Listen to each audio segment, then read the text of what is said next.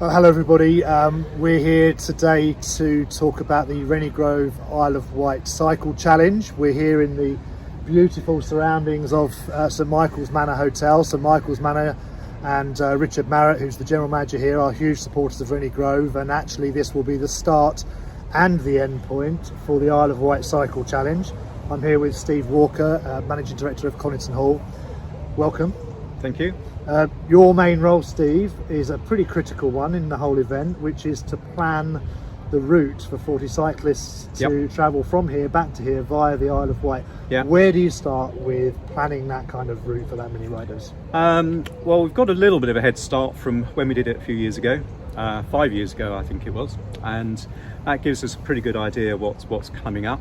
I think we learnt quite a lot from that experience though, and there are definitely improvements that we can make to the route that we did last time. So it's not the same route. It does take in some other points and key areas, but we've tried to keep the most enjoyable parts still. So going through Windsor Great Park was a highlight for me last time. We kept that in, and a little bit of a snaky route through the New Forest as well. So, you know, some real highlights on the route. I hope that people will enjoy in amongst the aching limbs.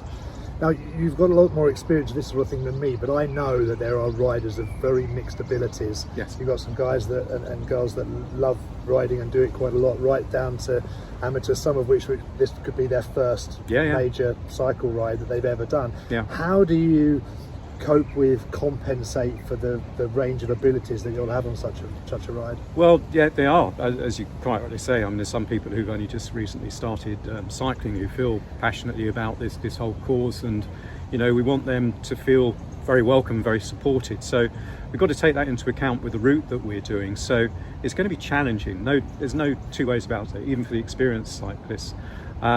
But for everybody, I'd like to think that we designed a route that is still achievable. It's going to be hard work, but it is achievable, and that's our target. We know where we're starting, we know where we're finishing, and we'll choose an appropriate route that makes the most of the journey that we're on. And presumably along the way, you're going to have to stagger start and finish times to cope with the fact that you want everybody to end up roughly at the same time at the right place each day. We've got support cars who are going to be leapfrogging the group to provide water and food, and so we've got to try and make sure that people arrive at roughly the same kind of time.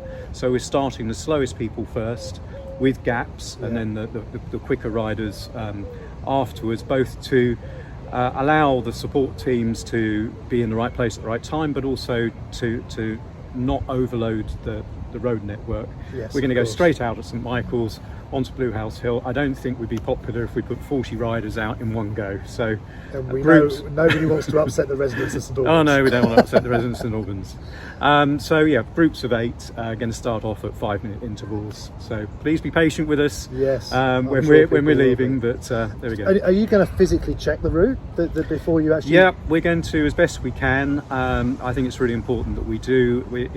It's all been mapped out on mapping software, but there's no substitute for actually having seen the route physically. So we're going to travel the route, make sure that there's nothing horrendous on there, no unplanned roadworks or new roads cutting across the route. And with the tandem that we've got coming with us as well, that also does introduce some other challenges. We just want to make sure that we don't create anything that's impossible for that. So yeah. There's a lot more to this than meets the eye, isn't there, when you have to think about this kind of ride? Yes, especially when some of the software will quite happily stick you down a towpath or a green lane or a bridleway. So we want to make sure that there's none of those in there either. And I think just one point that hopefully is coming across to people, everybody taking part in this ride, everybody helping organise the ride, such as yourself and Freddie and Karen Taylor and so on, all volunteers, and every rider is actually paid for their own accommodation and support and transport costs. So every penny that's raised from all the sponsorship and all the donations that we get actually all goes direct to Rennie Grove. Yeah, that's a very important point to make. All the costs are covered by the riders themselves, and this is all about raising funds for Rennie Grove. And just finally then, Steve, from your personal perspective, why Rennie Grove? What does it mean to you? Rennie Grove I've supported for some time now, but I was drawn to it really through a bit of a negative experience actually that I'd had with another charity that I felt was not really making wise use of their funds, and I became aware of Rennie Grove and happened to know some of the people involved with it, and you could see that there was great integrity in their purpose behind this.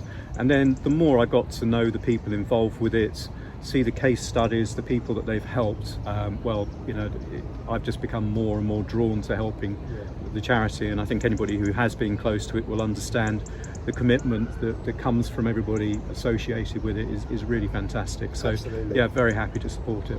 Well, let's hope we reach our £100,000 target. Let's hope so. For Rennie Grove this year. So if just to reiterate, the Rennie Grove Isle of Wight Cycle Challenge, details will be around for how to donate if you can, and good luck, Steve. Thank you, Steve. See you here in a few weeks' time when it's all going to start. You will. Thank you very much. Thank you.